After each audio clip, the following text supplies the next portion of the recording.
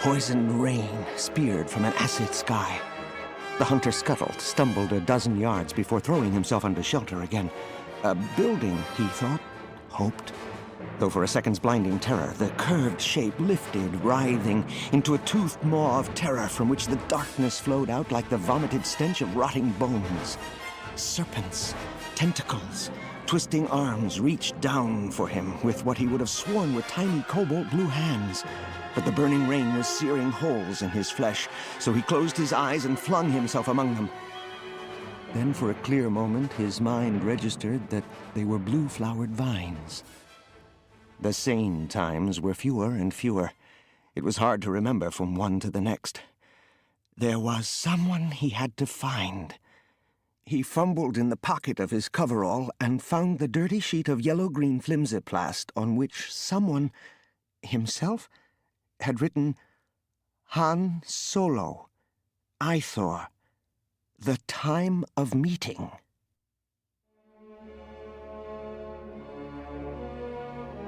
Have you seen it before? Asked Leia Organa Solo. Leaning one shoulder on the curved oval of the window, Han Solo shook his head. I went to one of the meetings out in deep space, halfway from the pits of Pluma to the galactic rim. All I cared about was sneaking in under the Ithorians' detection screens, handing off about 100 kilos of rock ivory to Grumble the Wart, and getting the hell out of there before the Imperials caught up with me. And it was still the most... I don't know. He made a small gesture, slightly embarrassed, as if Leia had caught him out in a sentimental deed of kindness. Impressive isn't the right word. No. Leia Organa Solo rose from the comm terminal to join her husband, the white silk of her tabard billowing in her wake in a single flawless line.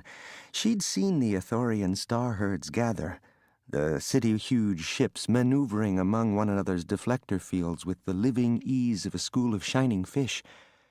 But watching the meeting here, above the green jungles of Ithor itself, was beautiful beyond words. Slanting torrents of light played on the jungle canopy only meters below the lowest riding cities, sparkled on the stone and plaster and marble, the flashing angled reflections of the anti-grav generators and the tasseled gardens of blue-leaf, tremin, fiddle-headed bull ferns. Bridges stretched from city to city, dozens of linked anti-grav platforms on which thin streams of Ithorians could be seen moving, flower-like in their brilliant robes. Have you seen it before? Han asked. Leia looked up quickly at the man by her side. When I was little, 5, maybe 6 years old, Father came to the time of meeting here to represent the Imperial Senate. He thought it was something I should see.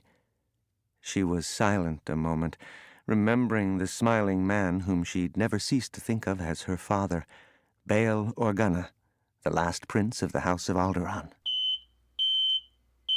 Behind Leia, the comm terminal whistled, signaling the receipt of the daily reports from Coruscant. She scrolled through the capsule summaries of minor events, then frowned. Stinadre Sinja Shah was assassinated. Who? She used to teach at the Magrodi Institute. She was one of Nastra Magrodi's pupils. She was Cray Mingla's teacher. Luke's student, Cray? Han came over to her side. The blonde with the legs? Leia elbowed him hard in the ribs. The blonde with the legs happens to be the most brilliant innovator in artificial intelligence to come along in the past decade. Well, Cray's still a blonde, and she's still got legs. Why would anybody assassinate a retired theoretician? Leia pushed her chair away and rose. She was one of Magrodi's pupils. So were about 150 other people. Nastra Magrodi happened to be teaching at a time when the Emperor was building the Death Star. He and his pupils were the best around. Who else was Palpatine going to hire? They're still saying I was behind Magrodi's disappearance, you know. Leia turned to face him. Since that was back before I held any power in the Alliance, they say I got my smuggler friends to kill him and his family and hide the bodies so they were never found. People always say that about rulers. Han's voice was rough with anger, seeing the pain behind the armor of her calm. The awful thing is, said Leia softly, that a day doesn't go by that I don't think about doing it. I have the lists. I know who worked on the Death Star, who Palpatine hired in his think tanks, who taught at the Amwat Orbital Training Center, and I know they're out of the Republic's jurisdiction. But I also know how easy it would be for me to juggle credits and treasury funds and hire certain people to just make my enemies disappear. She sighed, and some of the pain eased from her face. Outside, the movement of wind filled the sky with light and the sound of chimes. Leia smiled. We're on.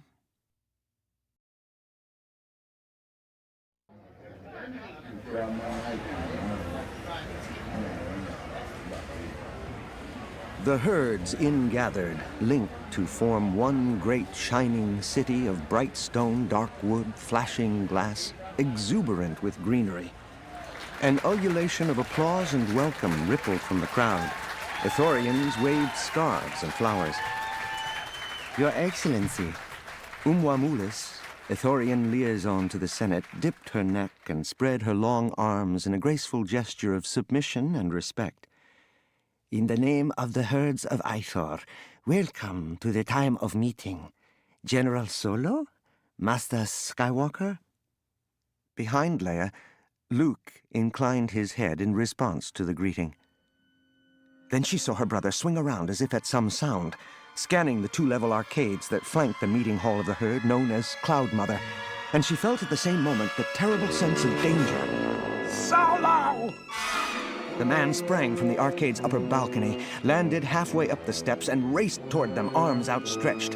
Leia had an impression of eyes rolling in madness, flecks of spittle flying from his dirty beard.